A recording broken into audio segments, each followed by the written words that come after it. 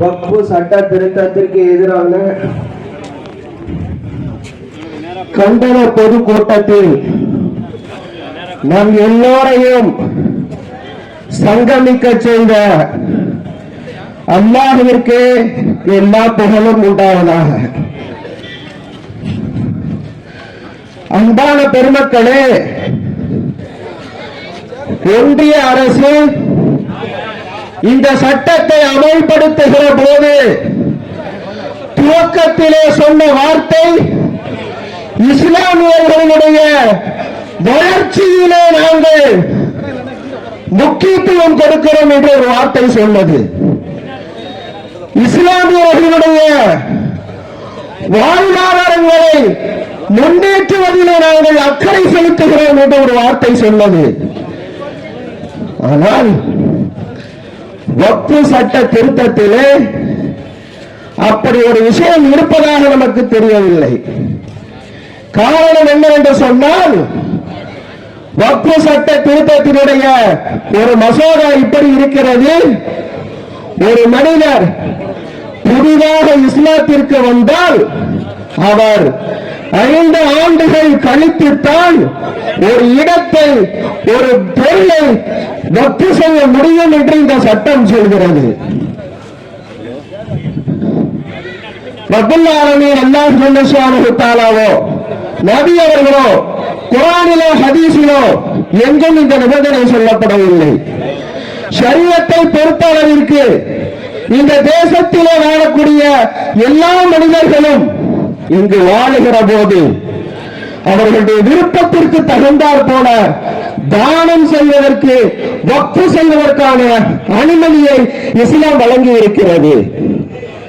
ஹக்கீம் இப்னு Hisham ரலியல்லாஹு தஆலா அன்ஹு இஸ்லாத்திற்கு வருகிறார்கள். வந்தவுடன் தாருன் நதுவா என்ற இல்லத்தை தன் சொந்த காசுக்கு விலை கொடுத்து அதை மற்றவர்களிடத்தில் விற்று 1 லட்சம் ரூபாய் வருகிறது. அந்த ₹1,00,000 தீனுல் இஸ்லாத்திற்காக, தீனுடைய முன்னேற்றத்திற்காக வக்ஃபு செய்த வரலாறை நாம் பார்க்கிறோம்.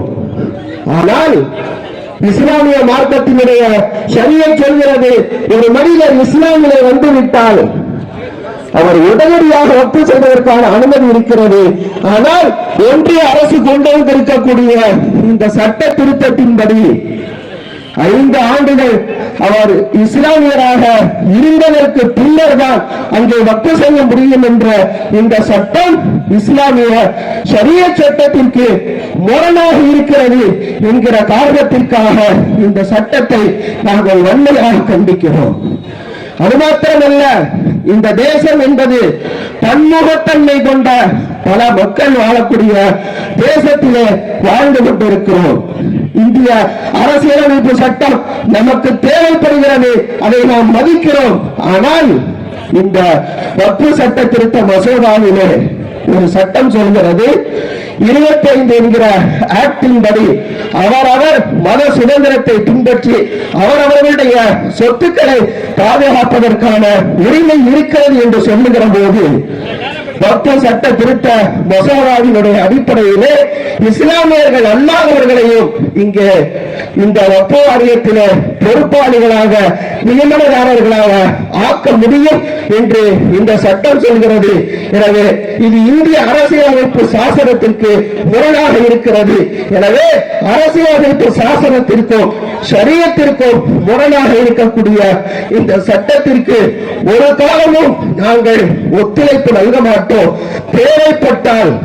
தேவைப்பட்டால் இந்த வக்ஃபு சொத்துக்களை பாதுகாப்பதற்காக, எங்கள் முன்னோர்கள் வழங்கிய இந்த சொத்துக்களை பாதுகாப்பதற்காக எங்கள் உயிர்களையும் நாங்கள் வக்ஃபு செய்வதற்கு தயாராக இருக்கிறோம் என்பதை இந்த கண்டன உரையின் மூலமாக தெரிவித்து வாய்ப்புக்கு நன்றி கூறி விடைபெறுகிறேன். அஸ்ஸலாமு அலைக்கும்.